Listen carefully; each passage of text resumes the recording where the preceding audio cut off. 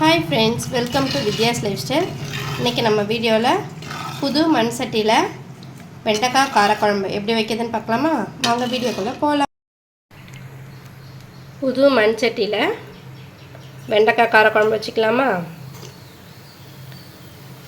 நல்லெண்ணெய் விட்டுக்கோங்க தேவையான அளவுக்கு. எண்ணெய் காயட்டும். நல்லெண்ணெய் சூடாகுது. இப்போ வடகம் போட்டுக்கலாம். இது நல்லா கொஞ்சம் நேரம் பொரியட்டும். பூண்டு போட்டுக்கலாம். பூண்டு போட்டு நல்லா வதக்கிக்கோங்க. இந்த கருப்பு மண் சட்டி இப்போ தான் புதுசாக வாங்கினேன். ஃபஸ்ட் டைம் இதில் தான் குழம்பு வைக்கிறேன். புது மண் சட்டியில் வெண்டைக்காய் காரக்குழம்பு. பூண்டு நல்லா வதங்கிடுச்சு. சின்ன வெங்காயம் 1-2 கட் பண்ணி வச்சுக்கோங்க. அதை போட்டுக்கோங்க. காரக்குழம்புக்கு சின்ன வெங்காயம் தான் ரொம்ப டேஸ்ட்டாக இருக்கும். காரக்குழம்பு, புளிக்குழம்பு, மீன் குழம்புக்கெலாம் சின்ன வெங்காயம் பார்த்திங்கன்னா செம்ம டேஸ்ட்டாக இருக்கும். முடிஞ்ச அளவுக்கு சமையலுக்கு சின்ன வெங்காயமே சேர்த்துக்கோங்க. அதுதான் சத்துன்னு சொல்கிறாங்க. ஆனால் நம்ம என்ன பண்ணுறோம், உரிக்கிறதுக்கு சோம்பேறி பட்டுக்கிட்டு பெரிய வெங்காயத்தை வாங்கிடுறோம். அதான் உண்மை. கொஞ்சமாக உப்பு சேர்த்துக்கலாம். அப்போ சீக்கிரமாக வெங்காயம் வதங்கும்.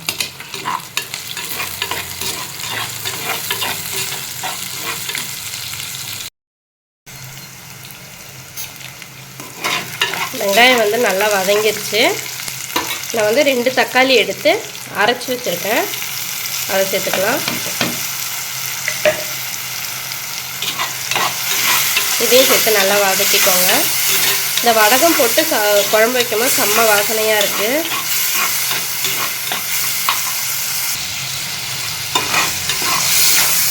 இது நல்லா எண்ணெய் பிரிஞ்சு வர அளவுக்கு லைட்டாக வதக்கிக்கோங்க தக்காளியை. இப்போ வெண்டைக்காய் கட் பண்ணி வச்சுருக்கேன். இங்கே பாருங்கள், இந்த அளவுக்கு குட்டி குட்டியாக கட் பண்ணி வச்சுக்கோங்க. அப்போ தான் குழம்புக்கு நம்ம சாப்பிடும்போது கரெக்டாக இருக்கும்.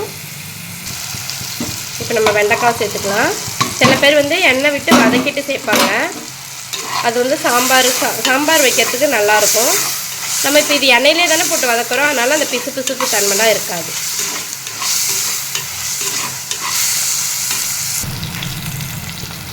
வெண்டைக்காய் வதங்கும் போது மஞ்சள்தூள் கொஞ்சம் போட்டுக்கலாம். இதையும் சேர்த்து நல்லா வதக்கிக்கோங்க.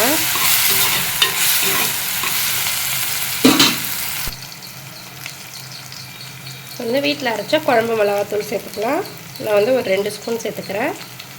கூடவே தனி மிளகாத்தூள் இந்த ஸ்பூனால் 1 ஸ்பூன் சேர்த்துக்கிறேன். இதை நல்லா வதக்கிக்கலாம்.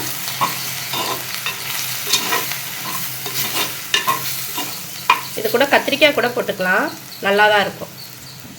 இப்போ இது கூடவே புளி கரைசல் ஊற்றிக்கோங்க. மிளகாத்தூள் போட்டுட்டு சிம்மில் வச்சுக்கோங்க, இல்லைன்னா கருகிடும். அப்புறம் கசப்பாயிடும், நல்லா இருக்காது. இப்போ நம்ம குழம்புக்கு எவ்வளோ தேவையோ அந்த அளவுக்கு தண்ணி ஊற்றிக்கலாம். நம்ம கடைசியாக தேங்காய் அரைச்சி ஊற்றுவோம். அதனால் பார்த்து தண்ணி ஊற்றிக்கோங்க. இப்போ குழம்புக்கு தேவையான அளவுக்கு உப்பு போட்டுக்கோங்க. நம்ம வெங்காயம் வதங்கிறதுக்கு மட்டும்தான் போட்டோம். வேணும்னா அப்புறமா அட்ஜஸ்ட் பண்ணிக்கலாம். இப்போ இதை மூடி போட்டு கொதிக்க வைக்கலாம். மூடி போட்டு வச்சு ஹையில் வச்சுக்கோங்க. இப்போ குழம்பு கொதிக்குதான்னு பார்ப்போமா? நல்லா குழம்பு கொதிக்குது. வெண்டைக்காய் சீக்கிரமாக வெந்துடும். இப்போ நம்ம தேங்காய் அரைச்சி ஊற்றிக்கலாம். இப்போ நம்ம தேங்காவை ஊற்றிக்கலாம். சூப்பராக இருக்கும், செம்ம டேஸ்ட்டாக இருக்கும் இந்த வெண்டைக்காய் காரக்குழம்பு. ட்ரை பண்ணி பாருங்கள். அதுவும் மண் சட்டியில் வச்சுருக்கோம் இல்லையா, அது வேறு லெவலில் இருக்கும்.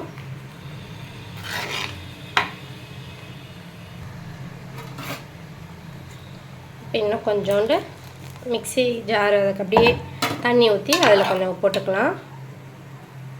தேங்காய் போட்டு ரொம்ப நேரம் கொதிக்கக்கூடாது, ஒரு 2 நிமிஷம் கொதிச்சா போதும். இப்போ கருவேப்பிலை மல்லித்தழை தூவிக்கலாம்.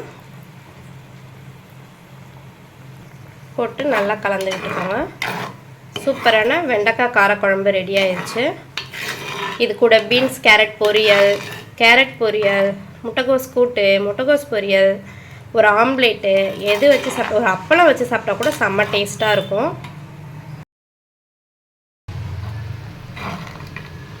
இப்போ ஆஃப் பண்ணிடலாம். இப்போ வந்து நான் கேரட் பொரியல் தான் செய்ய போகிறேன். இந்த பாருங்கள், நான் ஆஃப் பண்ணிட்டேன். இருந்தாலும் குழம்பு வந்து கொதிக்குது. இதுதான் மண் சட்டியோட மகிமைன்னு சொல்லுவாங்க.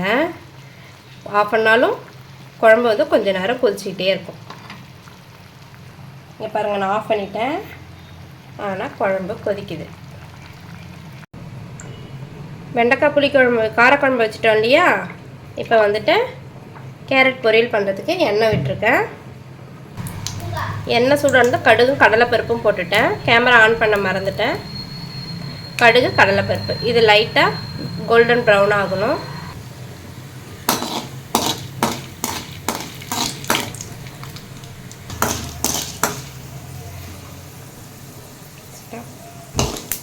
கடுகு கடலைப்பருப்பும் பொரிஞ்சிட்ருக்கு. இந்த ஸ்டேஜில் வெங்காயம் பச்சை மிளகாய் கட் பண்ணி வச்சுட்டா சேர்த்துக்கலாம். நல்லா வதக்கிக்கோங்க.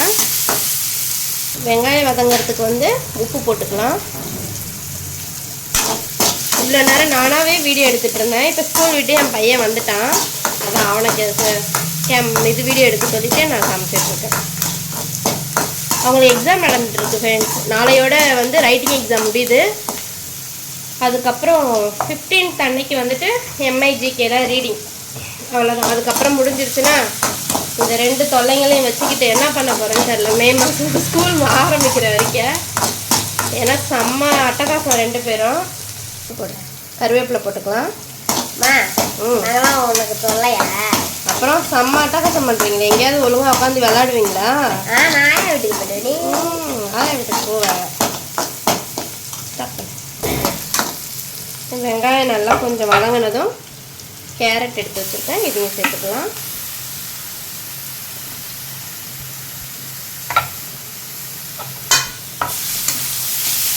இந்த வெங்காயத்தோடு நல்லா கலந்து விட்டுக்கோங்க.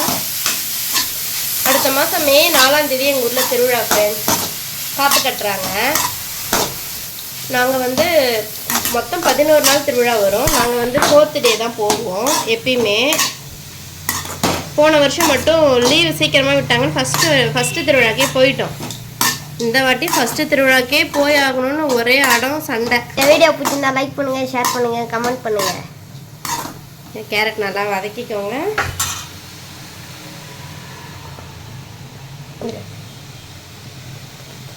இப்போ வெங்காயத்துக்கு உப்பு போட்டிருக்கோம். இப்போ லைட்டாக கேரட்டுக்கு போட்டுக்குவோம். போட்டுட்டு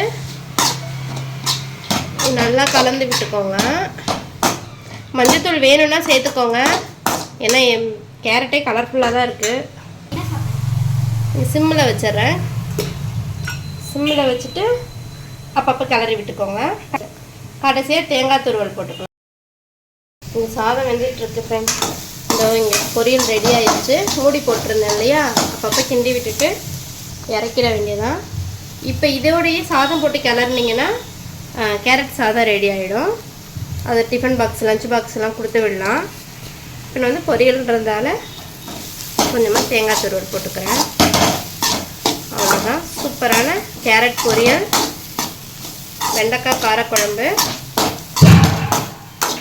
சாதம், தயிர் இருக்குது ஃப்ரெண்ட்ஸ். தாளிச்சுக்குவேன். அவ்வளோதான்.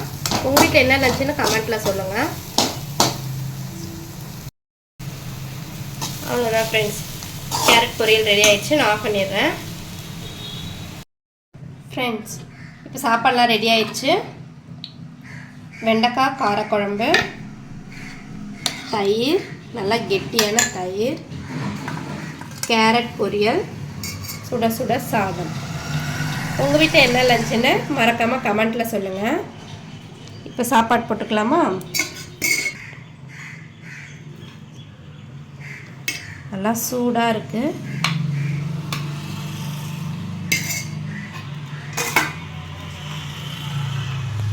கேரட் பொரியல்,